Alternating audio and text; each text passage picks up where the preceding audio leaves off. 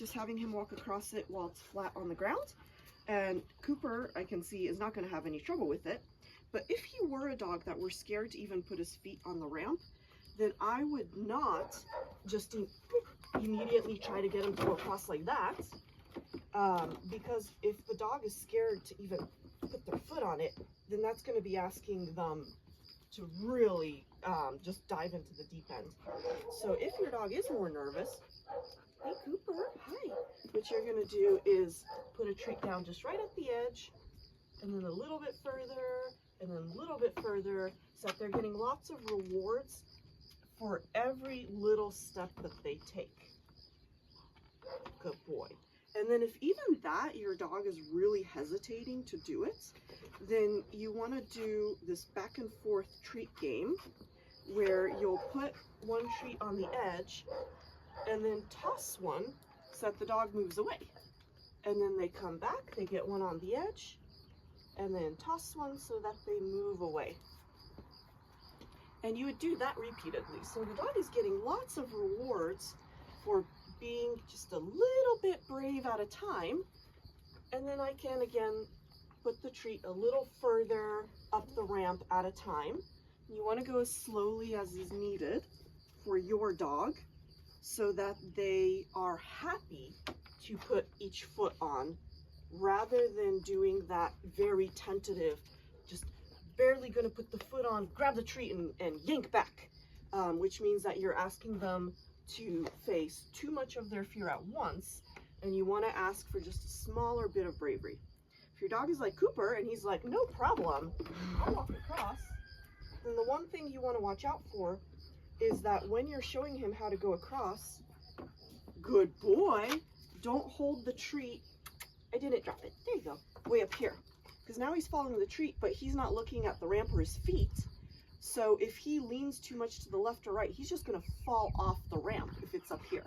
So I want to have my hand be low to the ramp as he's going across, and then I can reward him. And if he's done that several times, then I can have an empty hand, and I can just point. This way, Cooper. Good boy. Good boy. Yay, good job. And he went across just following my hand, so that eventually I can just show him.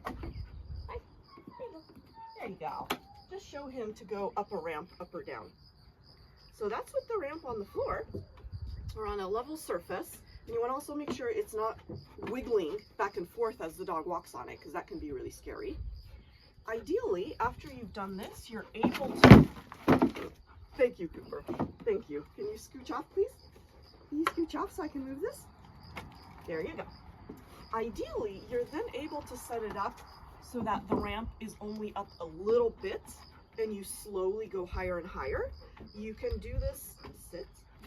If your goal is that your dog goes up the ramp into your car, for example, and that's going to be really high, don't immediately try and get the dog walking up into your car, but indoors you can set it up going up to the couch or up to a bed, or even put a couple cushions on the floor. That does mean it's going to be a little bit less solid. So again, for dogs that are nervous about new things, you may need to go back to doing just a little step at a time and let them get used to it, rather than expecting the dog to immediately go all the way up now that there's a little bit of instability there. Cooper, you want to go this way? You went around. We're just going to turn and try again. Right? There you go. Yay, good job. And I would normally go step by step, but he's doing so well. Oh, hi. So not very controlled as he went down. And so he kind of just, woo, went. And so I'm going to, again, that's because I rushed it and he hadn't had the repetition to learn how to balance forward and back. So, Cooper, you're so distractible. Good boy. Hi. Yes, good boy. But let's say you don't have the ability to really do it carefully step by step in terms of raising the height, Then again, as you're showing your dog how to get up, make sure you're putting the treats down on the ramp or right above it, not way up here, because then as the dog is looking up, they can just fall off the ramp. They're not looking where their feet are going. And on the way down, you want to make sure he's moving slowly and carefully in a controlled way. So even on the way down, even though it might seem like, oh yeah, he'll just go down, but if he's going too quickly and it's not controlled, he's going to end up potentially hurting himself.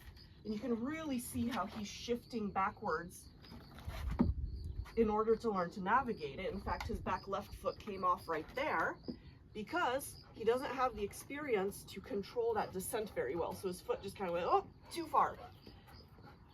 And I would practice this over and over again with the dog not going into the car if he doesn't like going into the car. If he does, then you're good. But you want to make sure that you're just practicing the ramp part and not anything else that is potentially scary or negative for your dog. And then I also scooted this so that there was a railing here, so I have the advantage with these steps. I'm able to do that. That's going to help him not fall off in that direction. And this last way down, I put my right arm out to catch him just in case he started to slip in this direction. So if you're able to do that for safety, then that is going to really help. So I have my right arm out here, and that can keep his right leg from slipping. And you can see how he went down so much more smoothly this time. Good boy. We're going to do that one more time for the camera.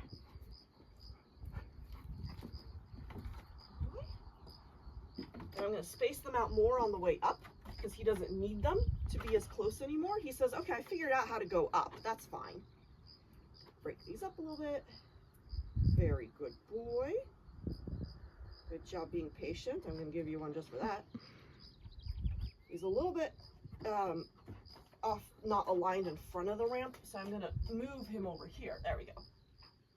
And then, again, help him still little by little on the way down because he is still learning that. Oh, the treat rolled down, so he sped up a little bit more than I would have wanted. But you can see he's learning how to do it safely.